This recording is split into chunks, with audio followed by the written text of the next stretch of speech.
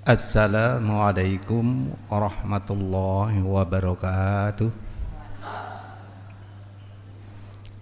Alhamdulillah wa syukrulillah wassalatu wassalamu ala rasulillah wa ala alihi wa ashabihi wa man tabi'a hudahu wa wala. La hawla wa la quwwata illa billah. Ma ba'd. Jamaah salat fardu maghrib Masjid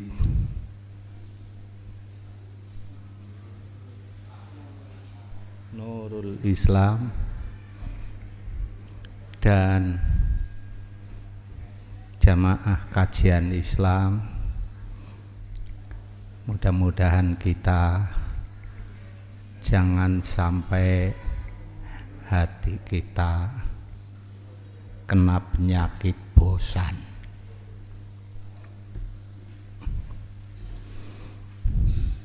Sebab untuk lansia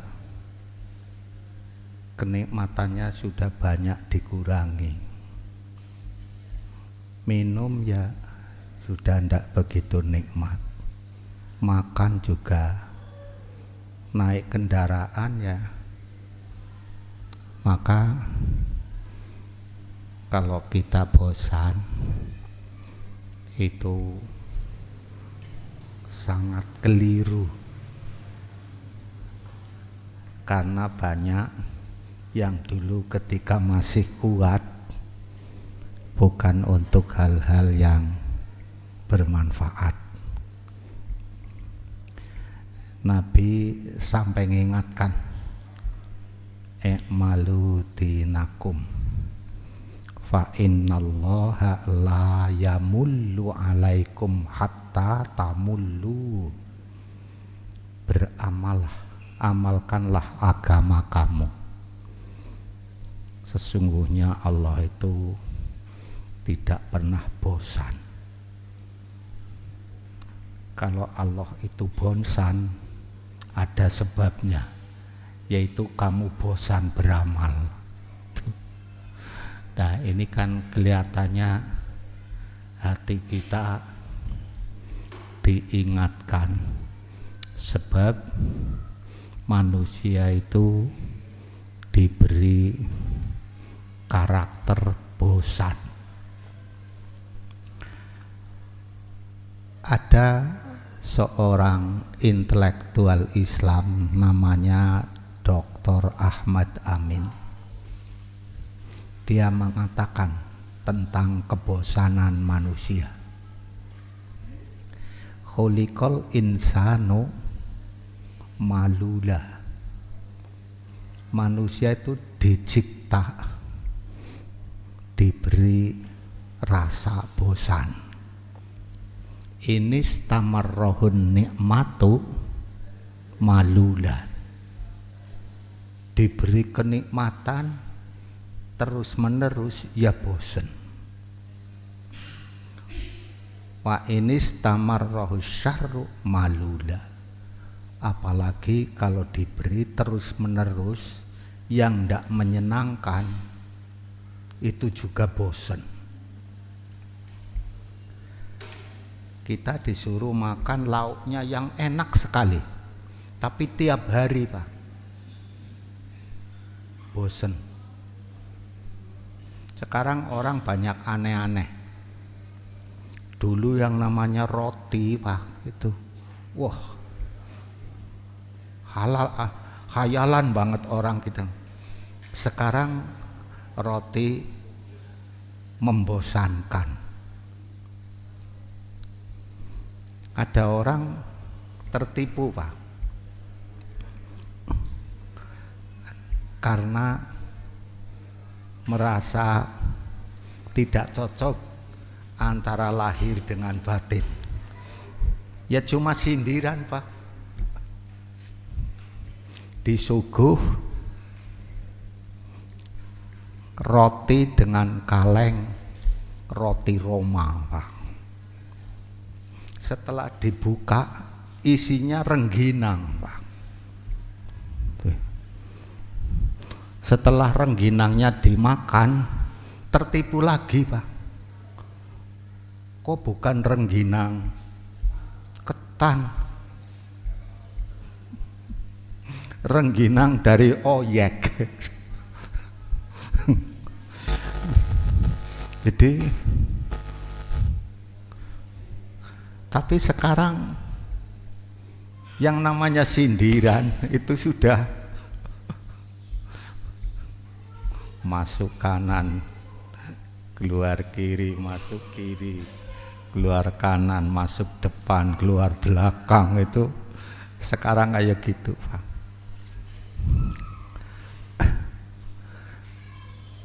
Apalagi dalam kondisi yang kehidupan sulit.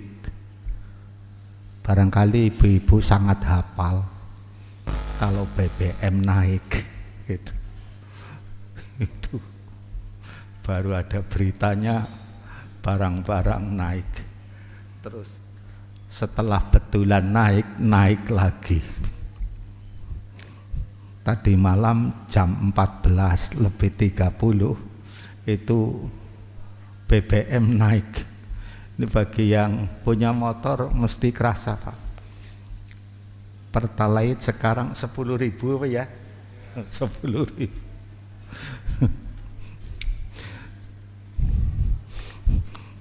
Ada kol angkutan Karanggayam ngisi bensin di eceran, Pak. Isi eceran, Pak. Ya. Rumah saya itu ada warungnya, Pak. Isinya mulai tadi orang keluh kesah, ibu-ibu keluh kesah apa-apa itu mahal, Pak. Kalau bapak-bapak enggak begitu ngerisau, Pak. Tapi emak-emak ini yang apalagi saya kadang-kadang sering dengar, Pak. Sekarang orang belanja di rumah saya itu jarang yang ngemban anak, terus lagi hamil, terus nuntun. Tapi saya ngalami, Pak, tahun 80 di situ masih kayak gitu, Pak. Untuk sekarang yang belanja nampak motornya bagus, anaknya 3 di bawah, itu yang paling banyak kayak gitu. Saya tanya, kamu orang mana? Orang Karanggayam, Pak. Ada mobil mandek juga belanja, Pak. Tapi kadang-kadang kaget hanya belanja beli 1 kangkung, Pak. Padahal tetangga saya, wah itu yang belanja kok mobil-mobil ya, gitu. Itu. Nah, saya lihat kalau mak-mak ini ngerti, Pak. Ada barang setiap hari kita konsumsi serbaguna, Pak. Tempe, Pak. Kalau yang mondol untuk besok, Pak Untung. Kalau yang jadi untuk sekarang, Pak. Tapi kalau yang tempe bosok masih berguna, Pak. Untuk ngoseng kangkung, Pak. Itu. Nah, kalau bisa yang kayak gitu loh. Saya menghadiri milad PKU Muhammadiyah Petanahan. Tolong diingat-ingat kalau mengadakan milad.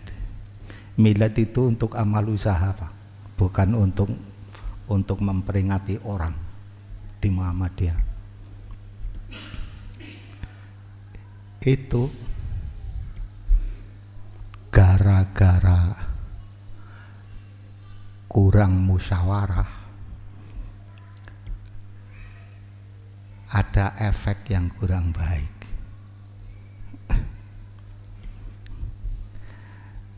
Ini contohnya di mana-mana, Pak, gitu, di Muhammadiyah. kalau ada acara sambutannya paling banyak, Pak. Dan sering tidak terkontrol, Pak. Semuanya kepingin tampil, sehingga acara yang inti kadang-kadang tidak kebagian waktu, Pak. Terutama kalau acara buka bersama, Pak. Buka bersama ada sambutannya, Pak. Saya beberapa kali acara buka bersama diundang di rumahnya bupati, Pak. Disuruh acara terakhir yang ngisi, ya cuma itu ngisi Allahumma barik lana terus Allahumma lakasum tuh. Dah.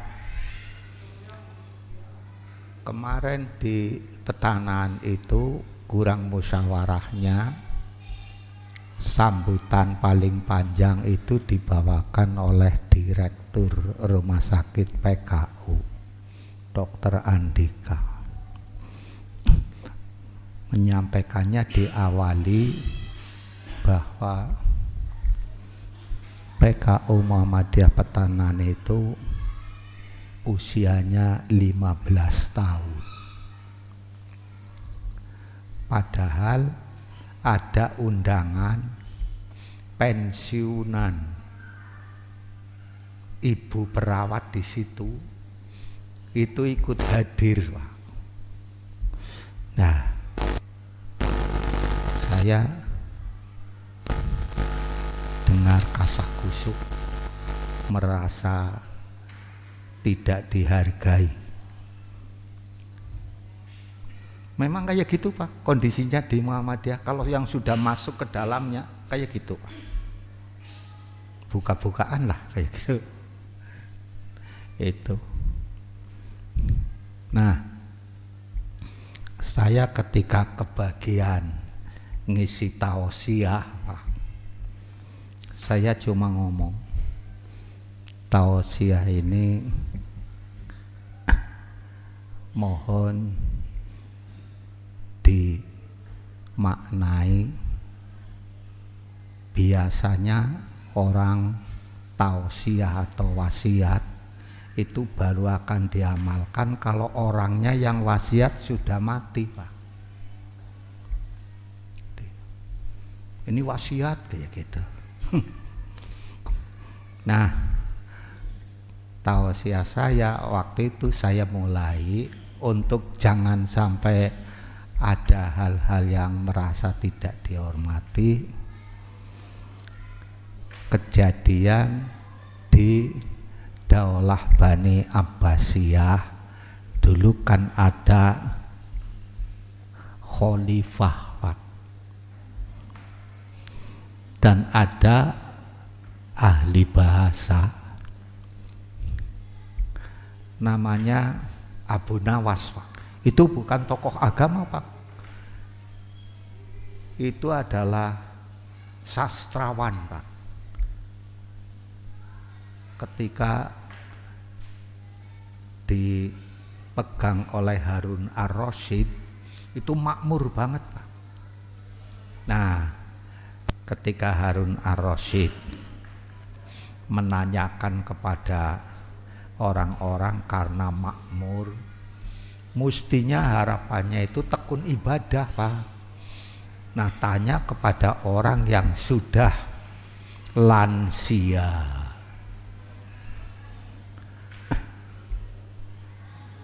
Syekh umurnya berapa? Kok jawabnya 10 tahun, Pak. Saya 10 tahun, Amirul Mukminin. Nggak, saya tanya sungguhan, bukan tanyanya Abu Nawas. Abu Nawas terkenal melucu yang sekarang sampai syairnya itu ilahi lastulil, itu kan Abu Nawas, Pak. Itu saya bukan tanya seperti pertanyaannya Abu Nawas, tapi saya mau tanya sungguhan. Nah, ini orang yang ditanya jawab, Saya ini umurnya 60 tahun. Tapi ketika muda saya banyak gunakan untuk aktivitas kenakalan remaja. Karena memang maklumlah negara makmur itu. Terus setelah menjelang lansia, saya juga belum sembuh-sembuh, masih asik untuk kenakalan orang tua. Nah, saya baru 10 tahun ini umur saya ramaikan dengan ibadah gitu. Oh kayak gitu. Jadi maksudnya PKU Muhammadiyah Petanan itu mulai aktif melayani umat, radius sudah ke timur ke barat itu relatif itu baru 15 tahun.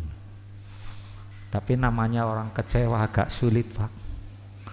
Merasa tidak diwongke itu bahaya, Pak.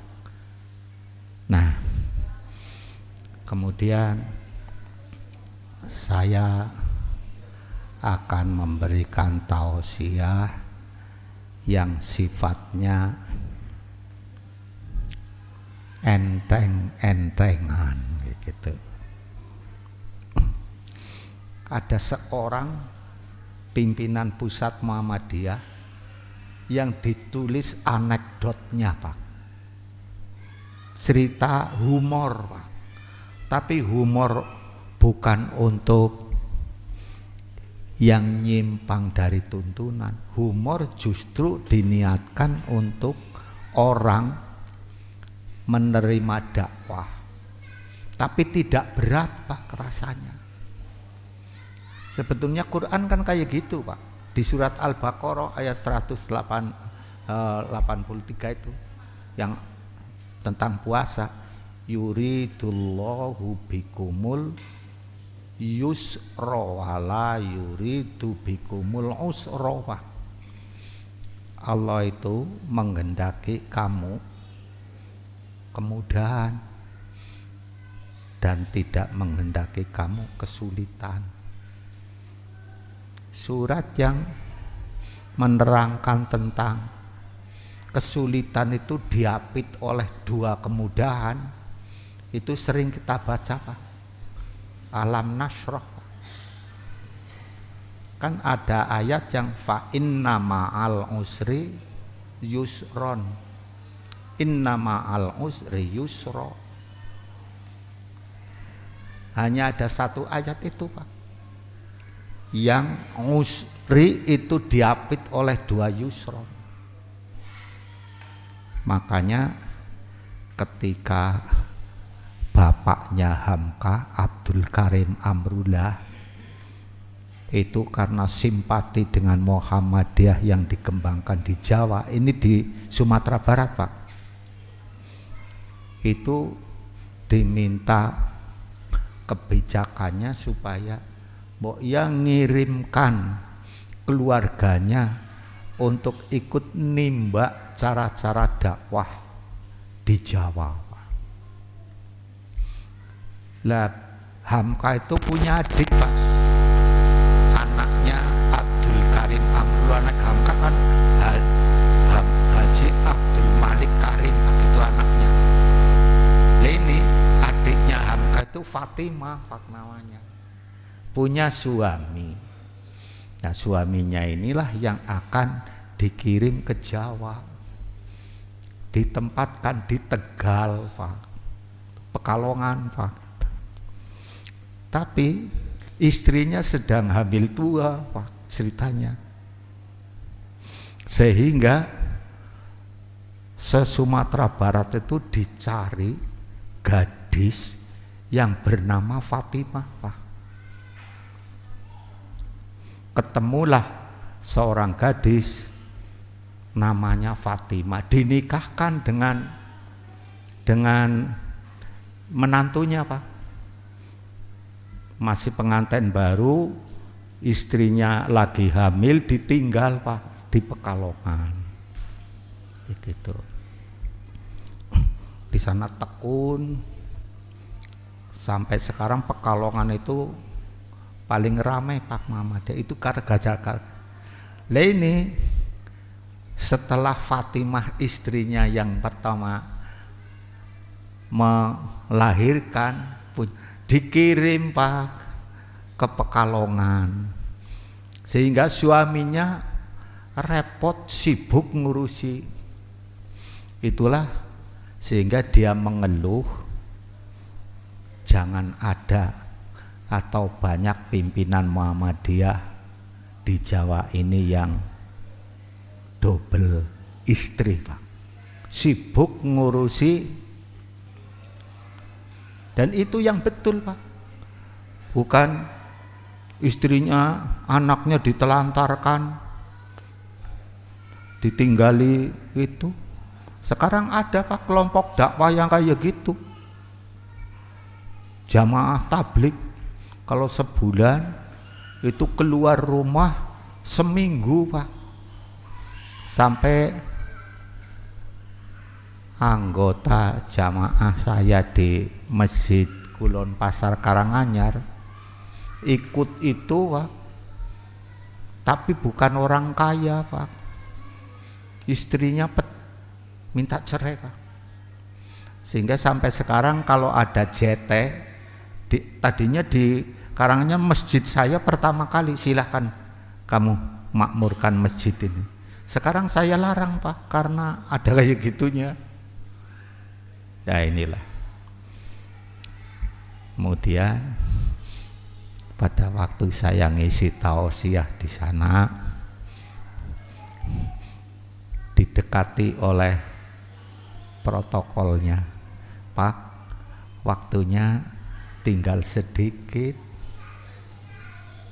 padahal ini niatnya untuk tausiah ini ya di petanahan Pak, kagak lain gitu ya. Nanti Bapak juga double supaya menutup. Di situ saya melihat Pak Camat juga awes sambutan Pak, beri sambutan. Dia demonstrasi ndak pakai masker Pak. Dia bilang, saya camat yang berani bahwa corona sekarang udah, sehingga saya ndak pakai masker gitu. Ya gitu. Nah, itulah saya menyampaikan di sana ada pimpinan pusat Muhammadiyah yang paling panjang masa jabatannya Pak, AR Fakhrudin, Abdul Razak Fakhrudin. Dulu paling sering dakwah ke Kebumen Pak, waktu Muhammadiyah Kebumen dipimpin oleh Pak Sahlan Pak. Dia dakwah di situ. Satu-satunya pimpinan pusat yang punya catatan anekdot. Anekdot itu kisah yang mengisahkan humornya pemimpin Pak. Contohnya, kita pernah punya presiden, masih ingat Abdurrahman Pak, Gus Dur ya.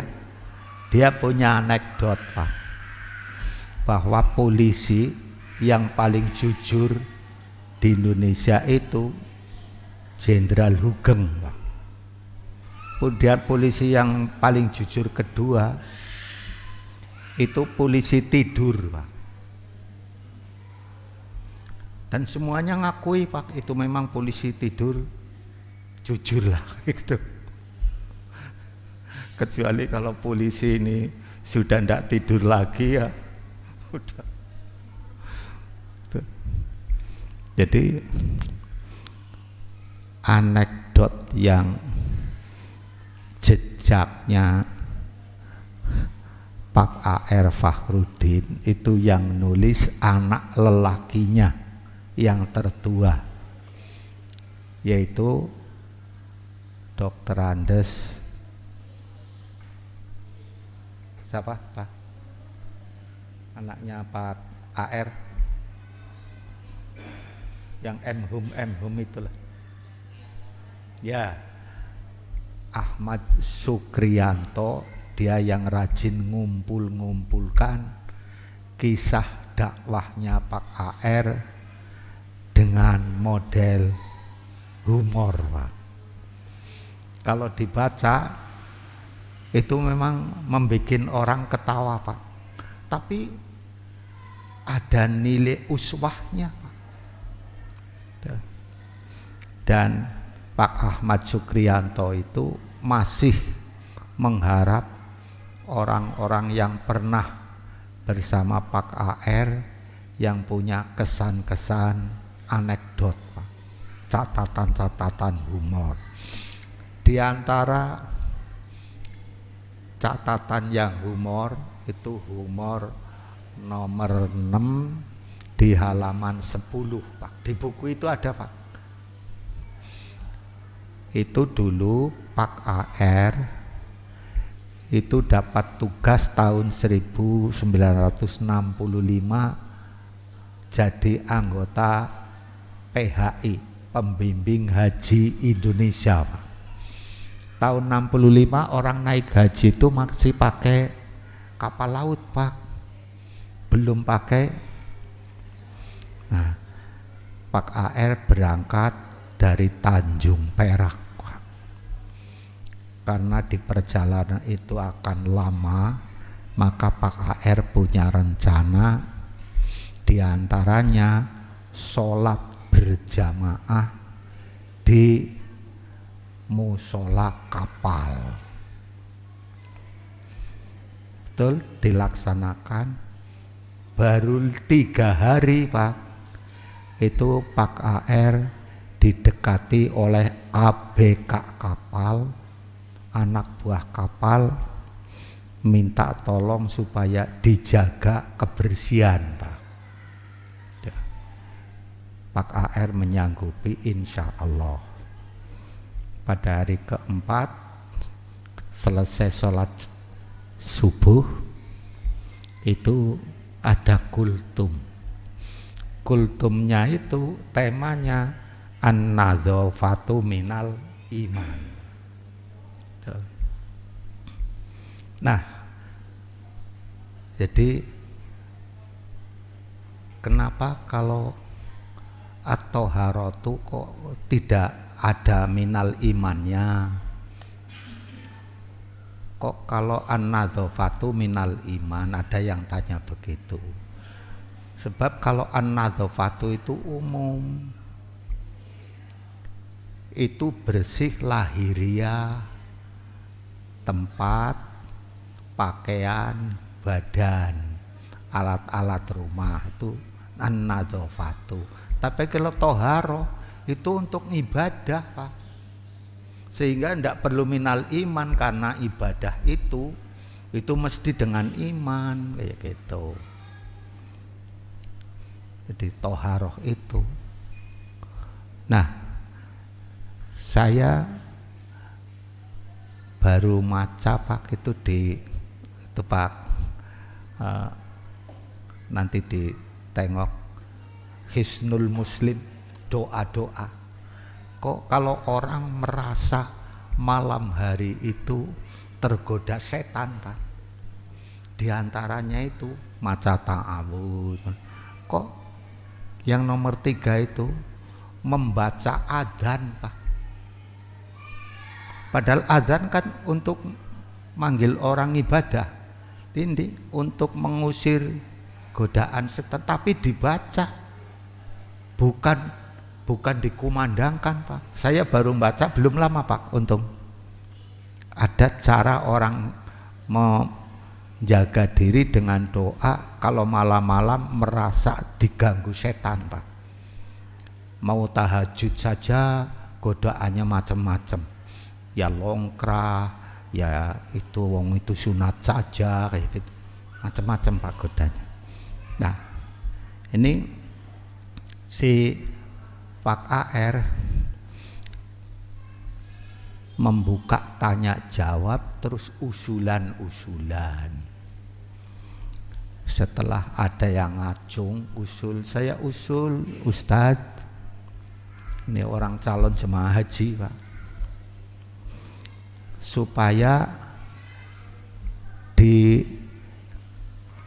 kapal kita ini membuat WC-nya jangan tinggi-tinggi kayak gitu Pak. Lah Pak AR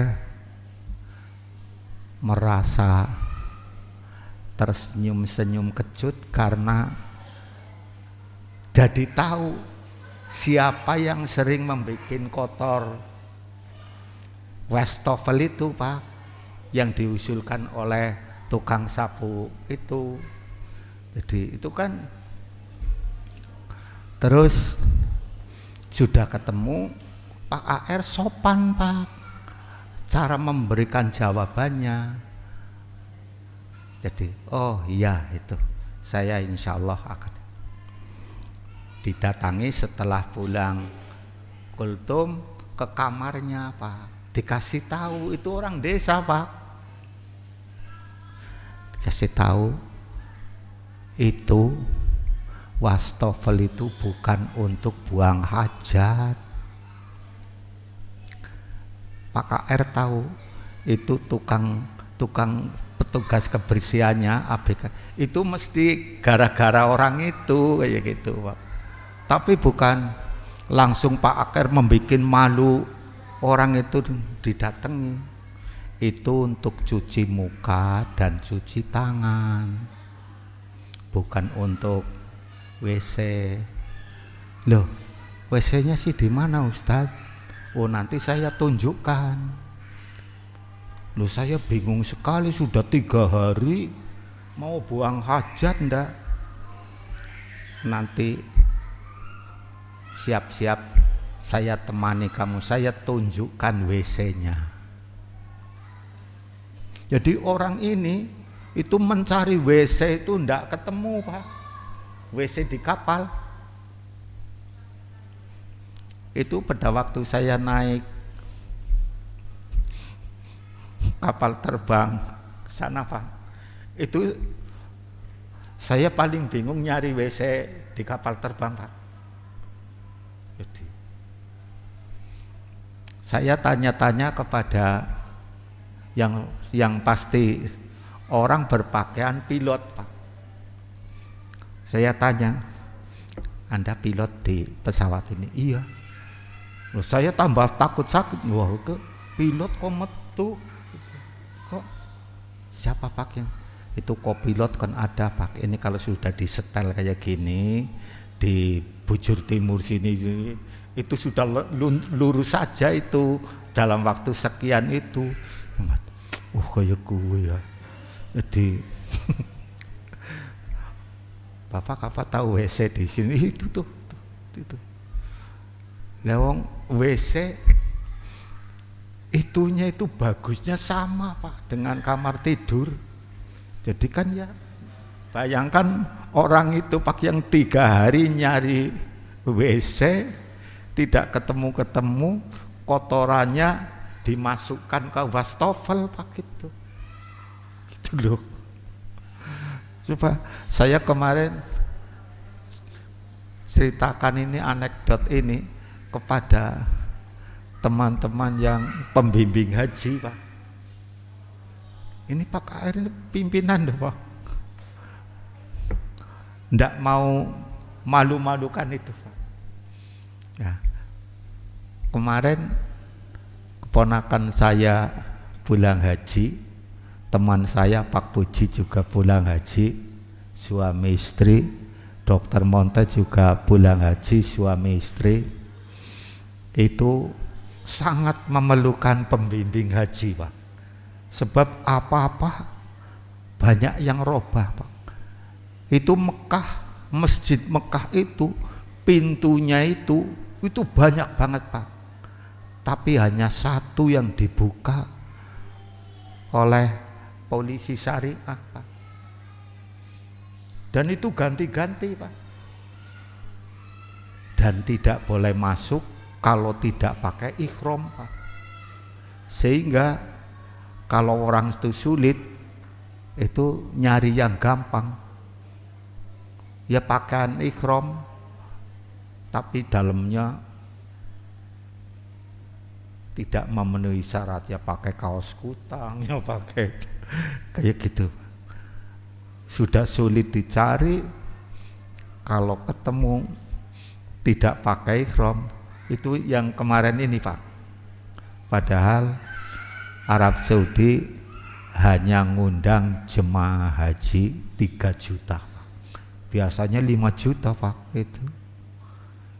Nah, itulah Pak AR tentang enteng-entengan. Nah, jamaah yang terhormat, kalau kita tidak pandai-pandai mensiasati dan mengelola hati kita, karena memang kita diberi rasa bosan. Ada pelajaran semua orang, Pak. Selama 2 tahun kita dipaksa pakai masker. Itu dulu semua orang tidak mau, Pak, nyulit. Tapi sekarang orang banyak yang punya kesan kalau berangkat belum pakai masker, masih merasa ada yang kurang. Itu saya kalau belanja pasar pagi lupa, sudah agak jauh dari rumah, balik, Pak, ngundang saya, masker, Pak, masker. Gitu. Dan masker satu sampai sekarang jadi problem. Tumpukan sampah, ditambah lagi, Pak, kemarin di Bali sampah sajen. Di Bali itu saluran-saluran air itu dipenuhi dengan sajen-sajen, Pak, yang sudah busuk. Nah, ini dulu ada kasus orang menyempar sajen, murid UIN Yogyakarta, itu diprotes. Jadi, nah, seharusnya ya kalau orang Islam kok masih pakai sajen, ya salah orang Islam kok pakai sajen. Nah, jamaah yang terhormat, kalau kita ini membiasakan, itulah kunci sedikit-sedikit agak berkurang yang namanya bosan, Pak. Kemudian berikutnya, kalau kita ini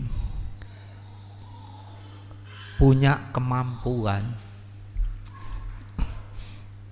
ya keluarga besar Muhammadiyah ini sekali-sekali buka MADM, Muqaddimah Anggaran Dasar Muhammadiyah, Pak. Saya melihat sekilas Muqaddimah Anggaran Dasar itu dimulai Fatihah,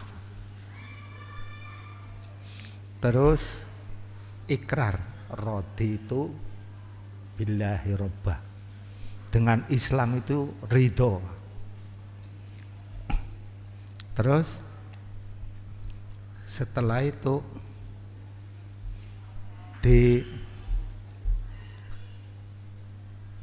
ditulis surat Ali Imran, wal takun minkum.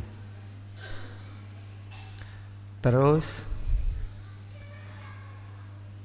ditulis surat As-Saba, baldatun thayyibatun wa rabbun ghafur. Nek kalau diurut-urut isinya itu semua, itu Allah menolong kita, insya Allah kebosanan. Terus di penutup mukodimah itu kok bunyinya kayak gini Pak, mudah-mudahan dengan Muhammadiyah ini dapatlah umat Islam diantar ke gerbang pintu sorga Jannatun Naim dengan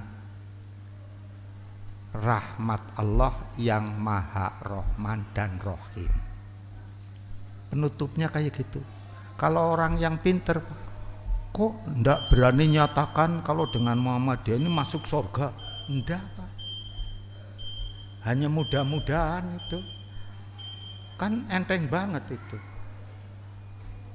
Terus hanya diantar ke pintu gerbang Pak. Itu ya banyak orang yang kritis, kok ndak seperti anggaran dasar partai lain ya berani menyatakan inilah yang paling benar, yang lain salah. Itu kan kelihatannya mantap. Kok ini kok dapatlah diantarkan ke pintu gerbang, kok ndak masuk kayak gitu loh, Jannatun Naim. Tapi yaitu dengan sifat Allah yang Rahman dan Rahim Pak. Jadi itu jangan diputus, digandeng Pak. Jadi kita kalau kepengen rahmat Allah yang Rahman yang Rahim, itu ya urutannya. Tapi di pasal 5 kita kecewa lagi Pak. Pasal 5 itu tentang lambang Pak. Lambang Muhammadiyah itu banyak itu di kalender Muhammadiyah. Ada sinar matahari 12 Pak. Sahadatnya melingkar Pak, setengah melingkar. Yang lingkar atas syahadat tauhid, yang lingkar bawah syahadat Rasul.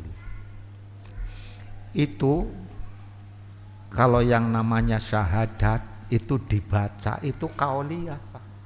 Itu syahadat kauliyah. 12-nya siapa? 12-nya itu adalah kelanjutan dari dakwah Nabi Isa yang pengikutnya berjumlah 12. Man ansori ilallah qolal hawariyun nahnu ansorullah, itu ayatnya. Tapi ayatnya tidak ditulis. Lah, syahadat yang lain siapa? Syahadat fi'liyah Pak. Nah ini intinya itu sebetulnya itu syahadat fi'liyah Pak. Apa syahadat fi'liyah? Yaitu sab'u sifatin mujibatin minallah. Ada 7 sifat pemberian Allah Pak kepada kita. Kudrat, iradat, ngilmu, hayat, sama, basor, kalam. Ini pemberian sedikit sekali dari Allah. Gunakanlah. Di Muhammadiyah masih dipilih yang enak Pak. Saya baca tarjih wiradesa Pak. Kenapa kok yang dipilih doa iftitah itu Allahumma ba'id? Itu karena milih yang mudah Pak, pendek Pak itu. Coba kalau milih yang di situ juga ditulis Pak, wajah tu wajah. Itu yang masyarakat baca itu baru sepertiganya ndak ada Pak. Itu karena milih yang gampang Pak. Itu dulu kayak gitu riwayatnya. Dan sampai sekarang ya yang dibaca karo wajah tu wajah. Ada yang ini wajah tuh wajah, enggak, kalau di situ cuma wajah tuh yang murni itu panjang sekali yang dibaca oleh umat kita sampai sekarang. Karena saya sering diberi kesempatan untuk menguji anak-anak stikes, itu ndak ada yang pakai Allahumma ba'id, Pak, karena putra putrinya bukan orang Muhammadiyah. Yaitu bacanya itu setelah tanya, coba kamu baca wajah tuh wutuh apa enggak? Enggak, Pak, cuma ini. Nah itu yang kamu fotokopi dari stikers ya, yang itu, yang panjang itu. Kamu setiap sembahyang bacaan iftitahnya enggak pernah utuh. Coba sekarang kalau kamu yang utuh sudah hafal apa belum? Ya sudah, Pak, karena mau ujian gitu. Insya Allah kalau kamu ini yang dibaca ini yang utuh, itu namanya sembahyang kan doa. Masa doanya dipotong sepertiganya? Kan sampai inna sholati wa nusuki itu sebetulnya syahadat fi'liyah, Pak, itu. Inna sholati wa nusuki wa mahyaya wa. Sebab itu memerlukan kudrat, irodat, ilmu, hayat, sama, basar, kalab. Nah ini yang tidak pernah kita fahami ilmunya di situ. Nah, itulah. Karena itu jamaah yang terhormat, waktunya habis. Mudah-mudahan saya ngikuti itu yang mudah-mudah lah. Kalau saya membaca itu Hisnul Muslim, zikir pagi dan petang itu bacaannya panjang, tapi saya sukanya milih yang ikra lah. Allahumma bika asbahna wa bika amsayna wa bika nahya wa ilaikal masir gitu. Kalau yang sore Allahumma bika amsayna wa bika asbahna, ikrar bahwa sehari itu saya itu sadar tetap bareng dengan Allah Subhanahu wa ta'ala, kayak gitu. Jadi masa saya bareng dengan Allah berbuat maksiat, kan kelihatannya. Itu saja, mudah-mudahan yang saya sampaikan ini nanti berlanjut. Yang masih enteng-entengan tapi jangan ditunggu seperti wasiat, Pak. Mari kita yakini, Pak, kalau pahala itu besar, tandanya sulit dikerjakan. Saya baca, Pak, orang sholat tahajud malam, ternyata kayak gini. Sholat tahajud malam itu yang paling baik tengah malam sampai sepertiga malam, yang paling baik. Tapi ada yang paling baik cara mengerjakannya. Yang paling baik pahalanya utuh itu yang lil qaim, ngadeg. Nabi menyatakan bahwa sawabun wahid, ganjarannya utuh. Walil qaidi, bagi orang yang duduk, nisfus sawab, setengah, Pak, cuma setengah. Walil muttaji'i, bagi orang yang berbaring, itu cuma sulusus sawab, Pak, sepertiga. Jadi itu ternyata masih ada afdolnya itu kalau waktu tengah malam sampai sepertiga malam, tapi kalau ngerjakannya itu ya kayak gitu, Pak. Jadi kalau ingin utuh ya memang harus ya pegel-pegel ngapa ya berdiri sembahyang gitu.